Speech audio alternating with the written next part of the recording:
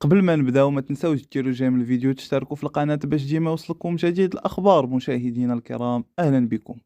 بعد تشكل عاصفة قطبية في المحيط الأطلسي جنوب إيسلندا، حيث أن خدمة الأرصاد الجوية الفرنسية سمتها لويس، والتي من المنتظر أنها ستؤثر على الحالة الجوية بالمغرب، حيث من المرتقب أن تشهد الحالة الجوية بالمغرب بحول الله تساقطات مطرية مهمة ابتداء من ليلة الخميس ويوم الجمعة، على أن تستمر طيلة الأسبوع القادم ابتداء من يومه الاثنين، حيث أفادت الأرصاد الجوية المغربية بأن الفترة المقبلة تشير إلى وصول مجموعة من الاضطرابات الجوية من الجمعة إلى السبت، مصحوبة بأجواء ممطرة بالشمال والريف والشرق ومرتفعات الأطلس والغرب،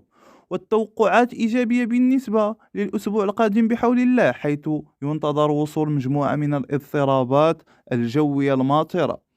سوف تعمل على انخفاض كبير في درجات الحرارة، وعليه فقد يمكن قول أن الشتاء قادم لتعويض ما فعله الجفاف. ونسأل الله الخير الكثير وأن يكون الواقع أفضل من التوقعات، وإلى جديد آخر أستودعكم الله.